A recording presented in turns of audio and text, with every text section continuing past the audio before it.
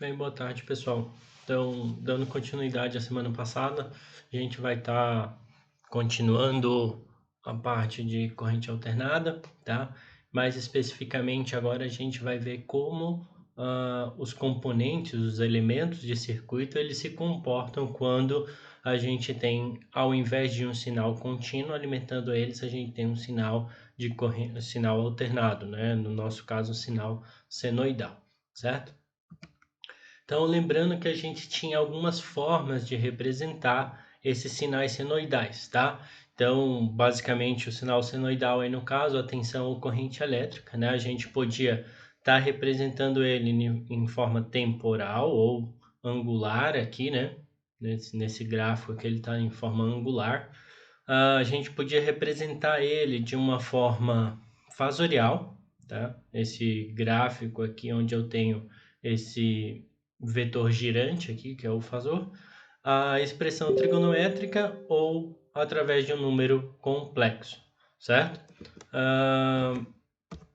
Diante disso, nosso próximo passo é a gente representar esses elementos de circuito, né? O resistor, o capacitor e o indutor, né? Que a gente já falou sobre eles três em forma de corrente contínua, né? Então, vamos lá.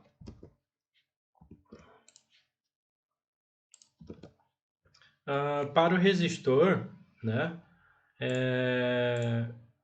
Se a gente imaginar esse circuito que está no canto aqui, né? A gente tem esse resistor, né? E eu tenho uma tensão aplicada aos terminais dele, uma tensão V, né? E uma corrente I, né? Aqui elas duas minúsculas, né? Representando que eles estão sendo representados no domínio do tempo, né? Se a gente imaginar que a corrente I é dada por essa expressão aqui, né?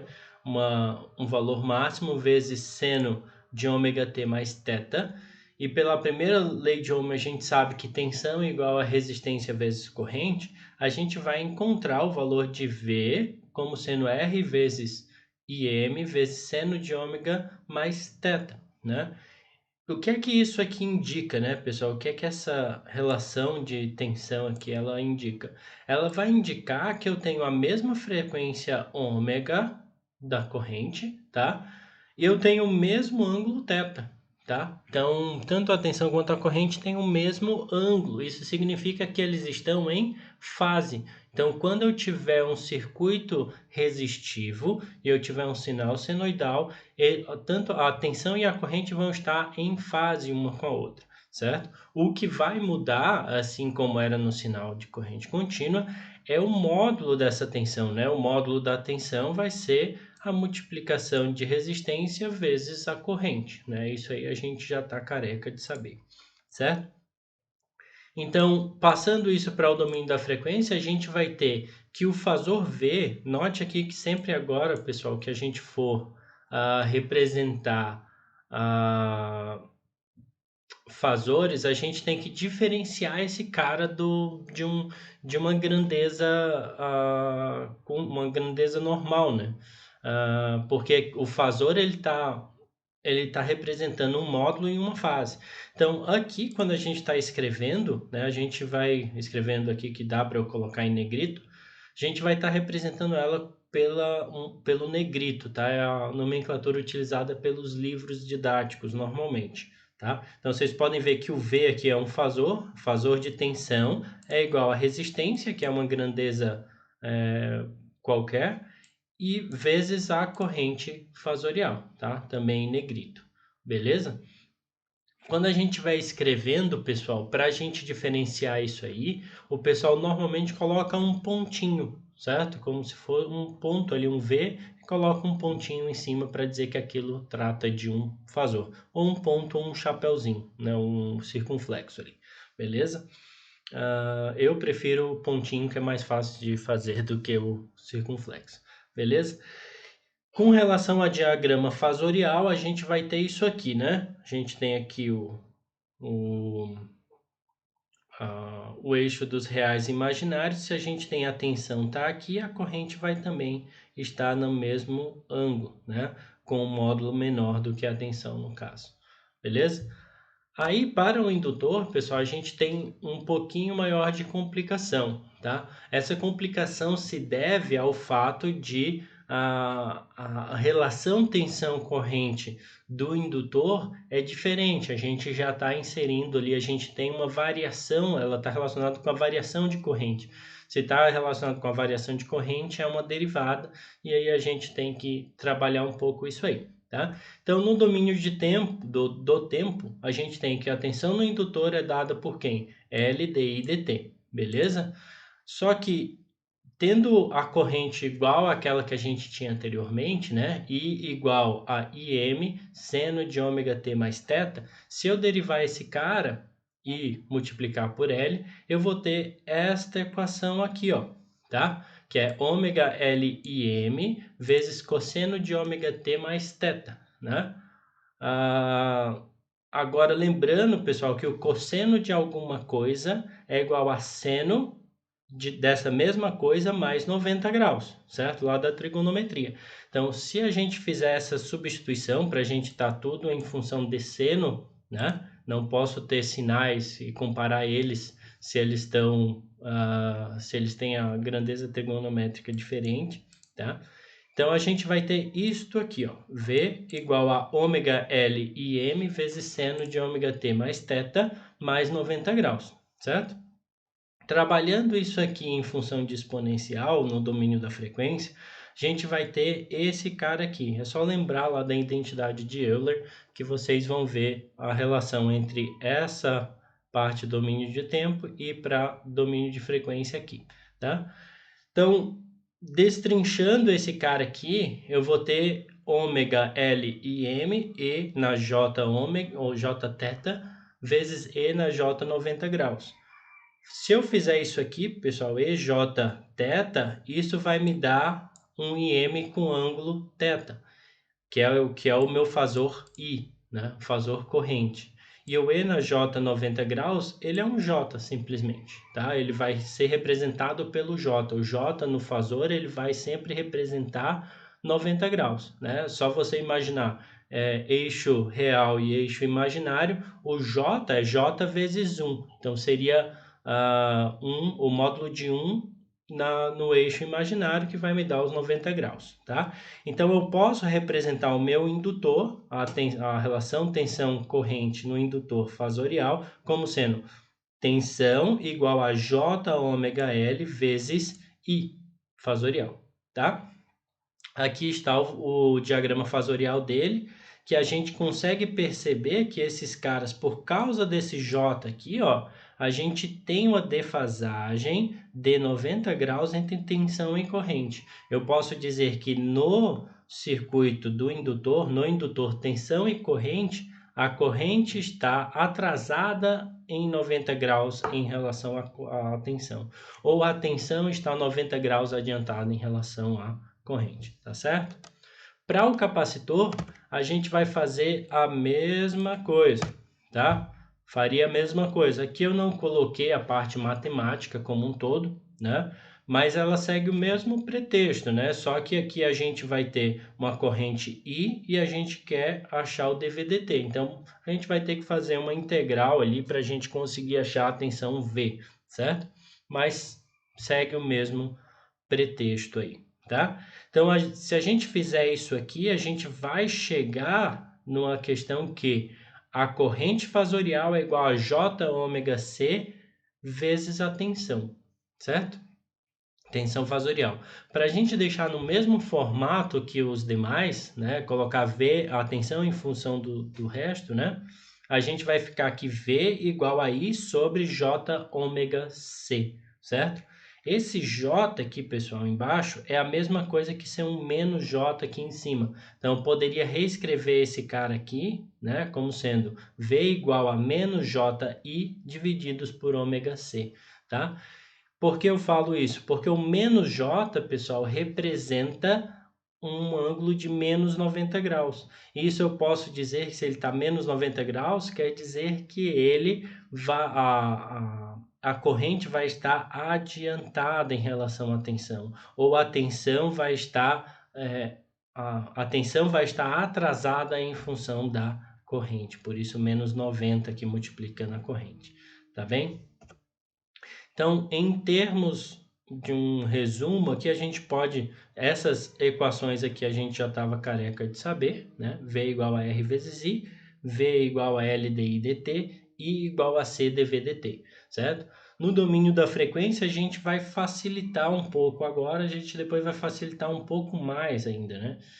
Que vai ficar V igual a RI, V igual a J ômega L I e V igual a J ômega C. Essas relações aqui, pessoal, lembrando, elas são relações para cada um desses componentes em separado, tá? Então, essa aqui é a relação para resistência, esta aqui para a indutância e essa aqui para capacitância, ou indutor e capacitor, tá?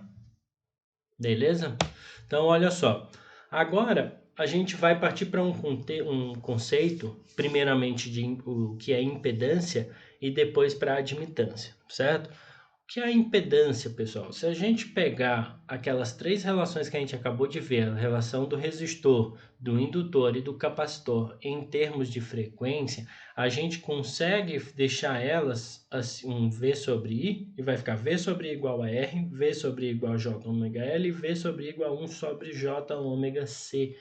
Isso quer dizer que esses três caras aqui, ó, todos eles estão relacionando a tensão e a corrente, né? Eles medem a relação entre tensão e corrente fasorial de um circuito, certo?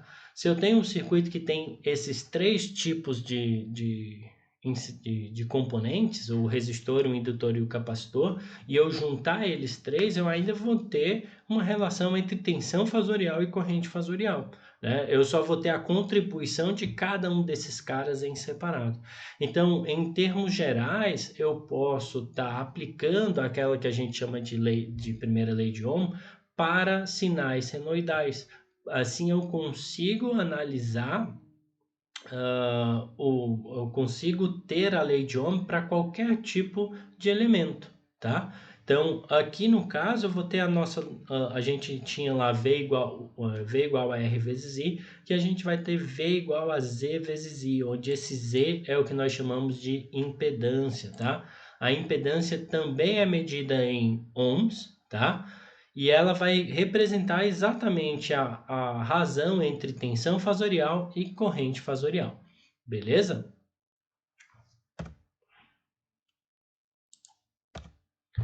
Então, além disso, tá?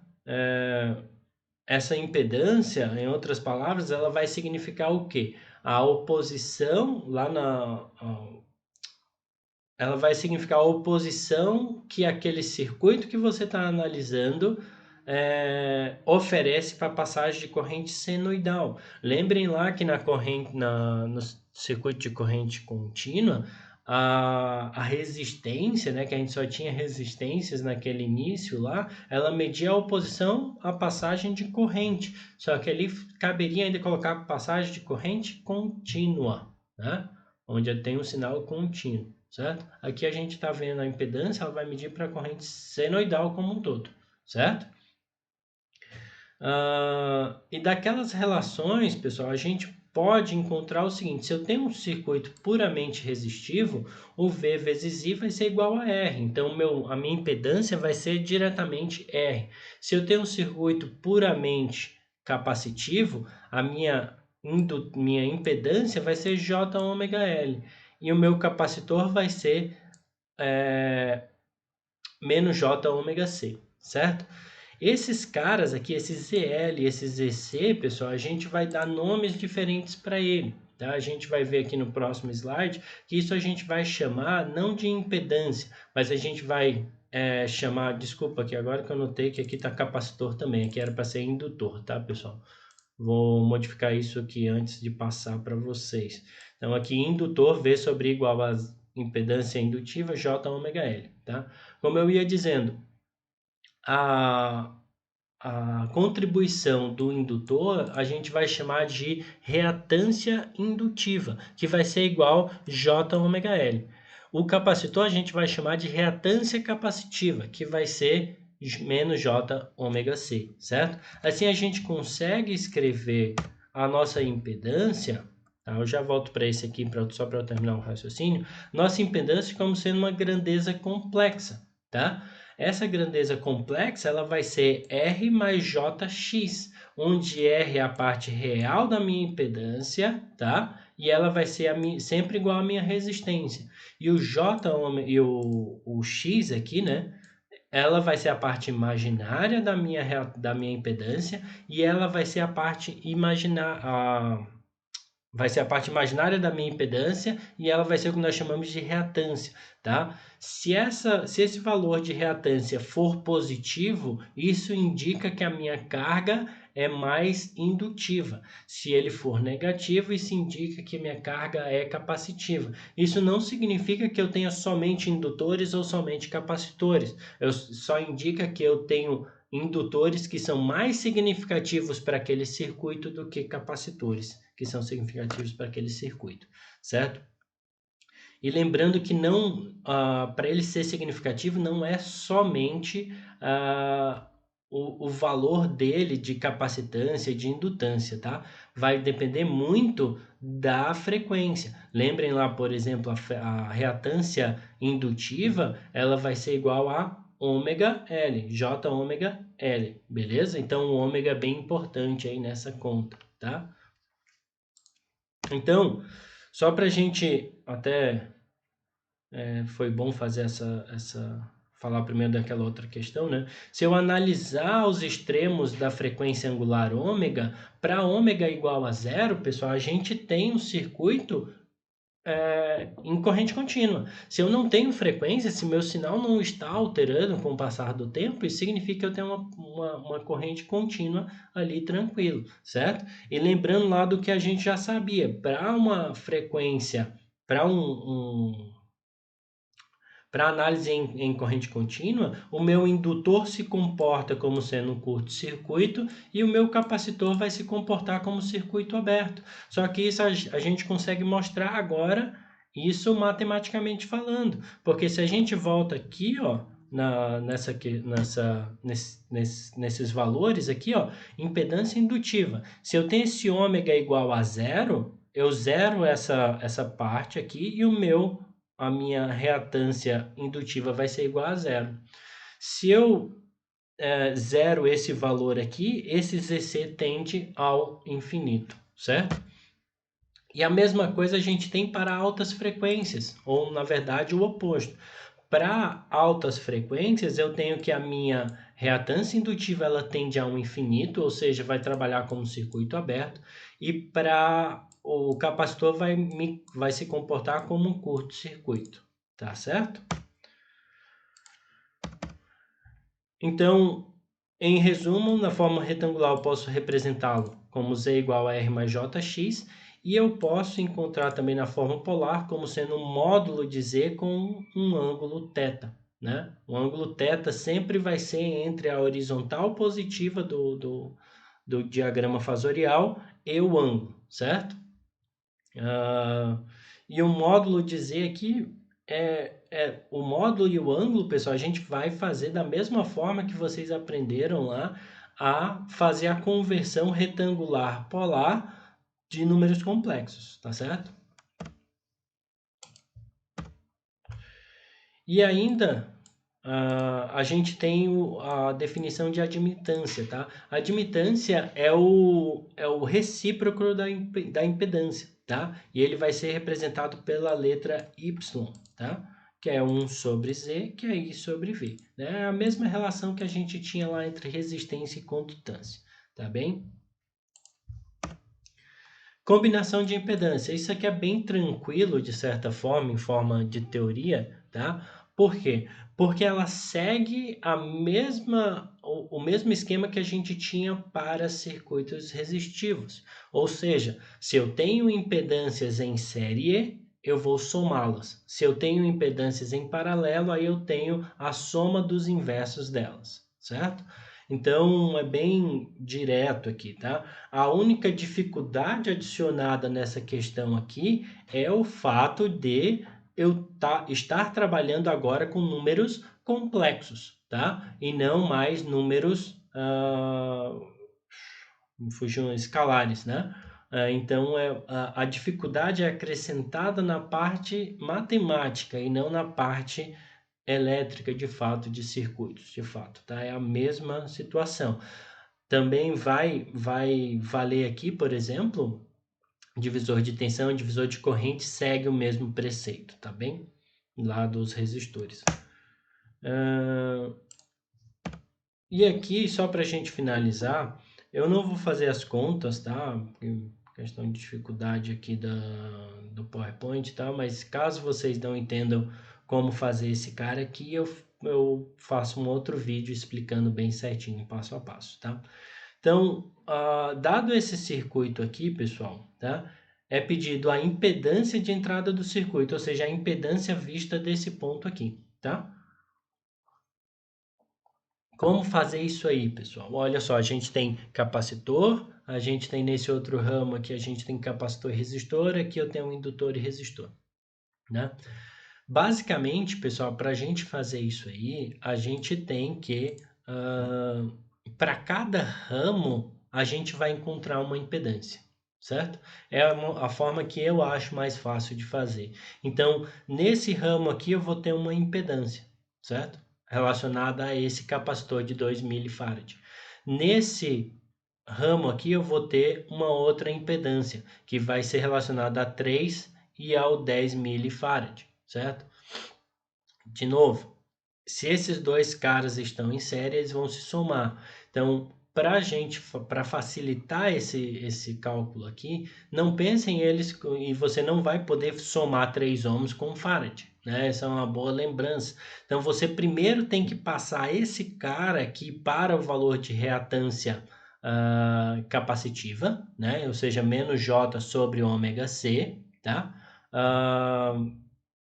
Para depois a gente somando esses caras, tá? Só uma coisa que eu esqueci aqui, o ômega nesse exercício seria 50, né? 50 radianos por segundo.